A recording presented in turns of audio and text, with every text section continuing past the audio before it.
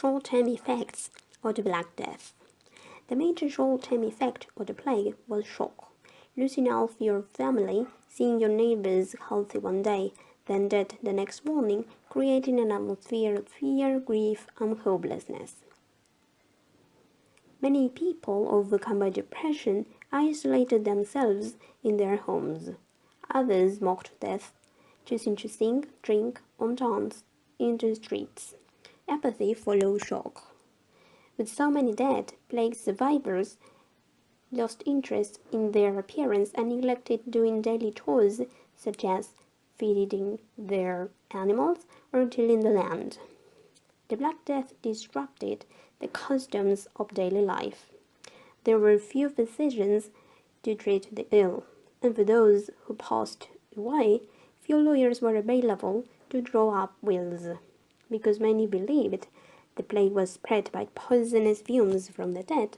There was also a shortage of grave diggers, so bands of beggars and criminals known as the Bikini, or Brotherhood of Grave Diggers, filled this job. Bikini would ride into town ready to drink, carouse, and ransack plague victims' homes, then charge fat fees to cultivate the many corpses littering the streets. Social and economic effects of the Black Death. Some social changes caused by the Black Death were positive. Before the plague, peasant serfs were confined to their lord's estate and received little or no payment for their work. Overpopulation and shortage of resources led to malnutrition and extreme poverty for many peasants.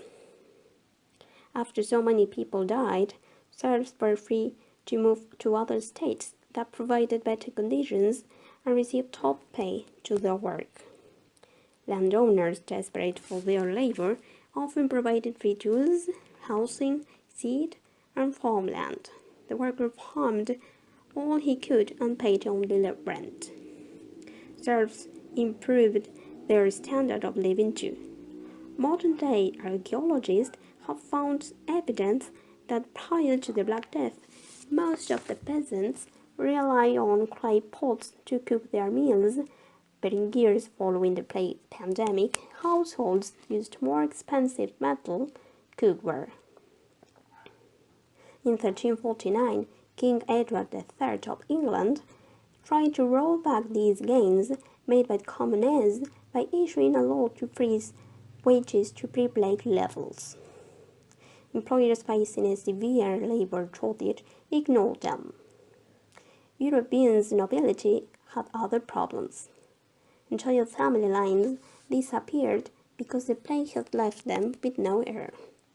Their estates, which had taken generations to build, were swallowed up by another distantly related family.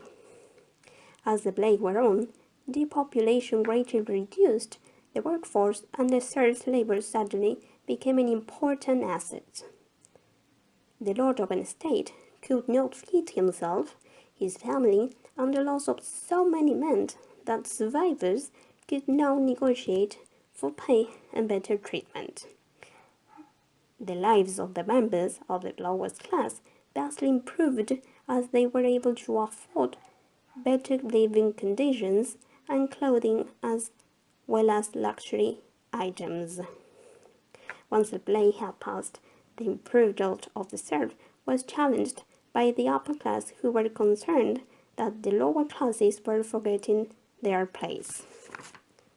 Fashion changed dramatically as the elite demanded more extravagant clothing to distance themselves from the poor, who can now afford to dress more finely than in their previous rags and blankets.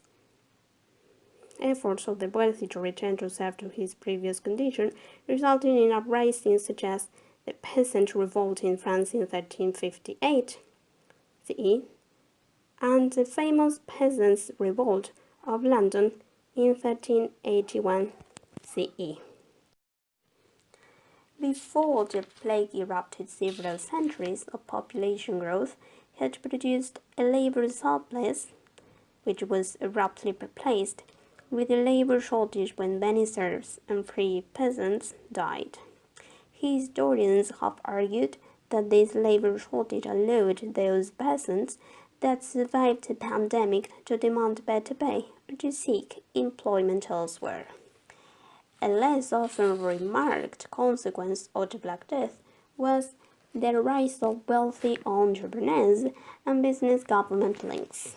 Although the Black Death caused short-term losses for Europe's largest companies, in the long term they concentrated their assets and gained a greater share of the market and influence with governments. In the longer term, people responded to the devastation by keeping money within the family. Wealth became highly specific, and wealthy businessmen in particular went to great lengths to ensure that their patrimony was no longer divided up after death. Their descendants benefited from a continued concentration of capital into a smaller number of hands.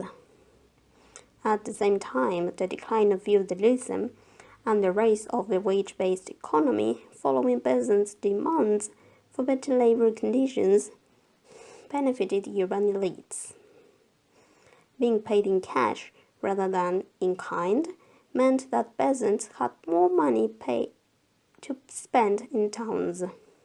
This concentration of wealth greatly accelerated a pre-existing trend: the emergence of merchant entrepreneurs who combined trade in goods with their production on a scale only available to those with significant sums of capital.